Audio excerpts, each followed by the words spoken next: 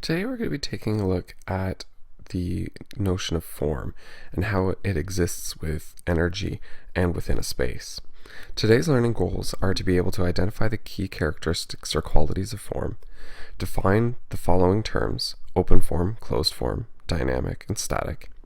We also want to be able to explain the relationship between the type of form and the visual energy that is depicted. Lastly, we want to be able to identify artworks that demonstrate different types of form and energy. So what is form? There are many key characteristics.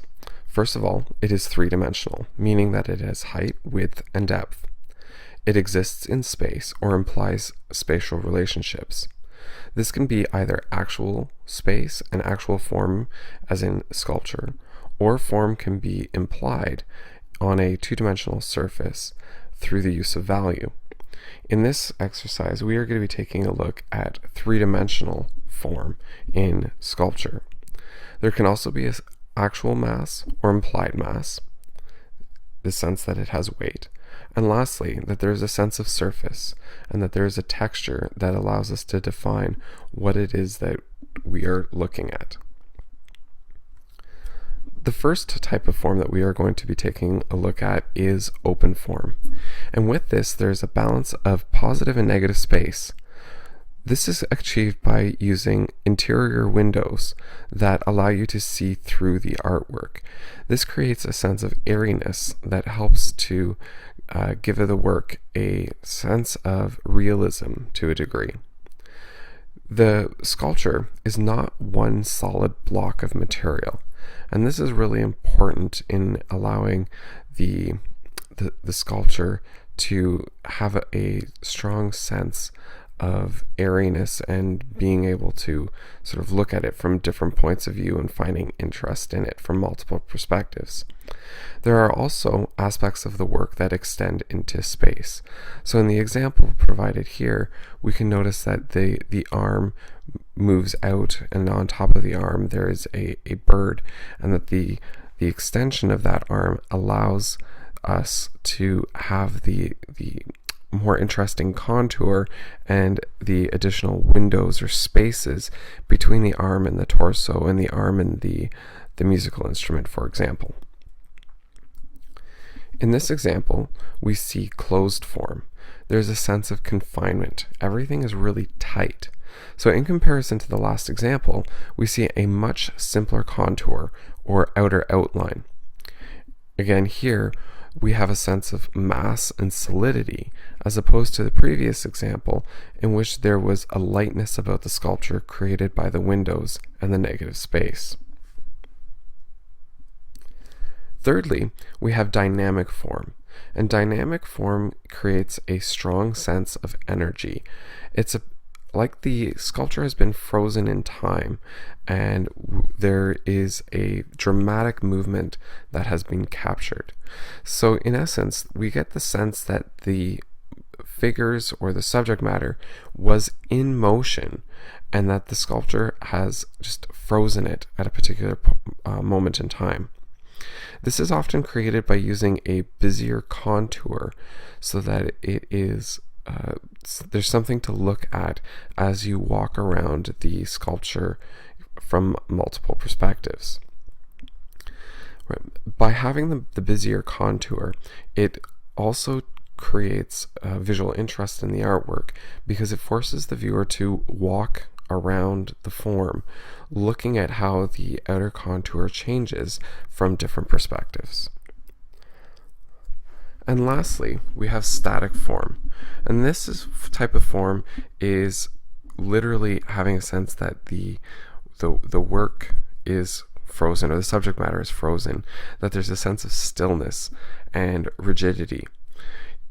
The movement does not exist really within the artwork. So in this example of ancient Egyptian work, it appears as though that the figures are stepping forward, but it is almost artificial in nature because it doesn't have a sense of being entirely natural. When we're looking at the concepts of energy and space, there's actually a relationship that begins to form because both the both the spatial qualities, it being open or closed, and the energy qualities being static and dynamic, actually work together in order to create a more interesting sculpture. So, in this case, we have 4 different examples. The first example here, we know this to be a closed form, but it is also static because there is not a sense of it actually being in motion. There's a sense of stillness about it. The second example, okay, is also down here. We have, again, a closed form because the outer contour is very simple. It's a block of material, and we also have that sense of it being static because the motion is extremely limited.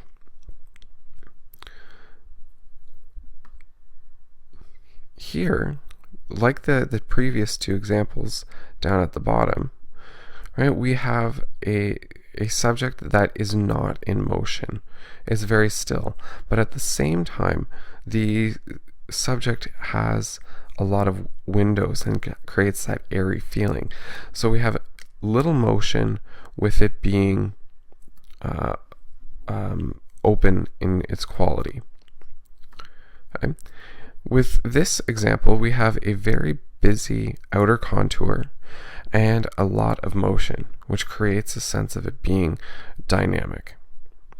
It's very, very rare for there to be a closed form and for it to be dynamic. These types of works are difficult to find. But here, right, there's a much busier contour. There's a sense of energy with the contour being dynamic, as well as the negative space. So in a sense, we could suggest that this particular example would demonstrate the rare qualities of having closed and dynamic forms, because there's a lot more going on in the contour compared to these 2 here. Not quite as much as this one here, but at the same time, there's definitely a stronger sense of visual energy. So as you're looking at sculptures in the future and thinking about creating your own, think about how the sculpture exists within its space. Is it tight and confined, or does it stretch out into the space in which it exists? And think about whether the subject matter is in motion. Is it still, or is it moving? And by combining a sense of energy within a space, you can create a more interesting and thought-provoking sculpture.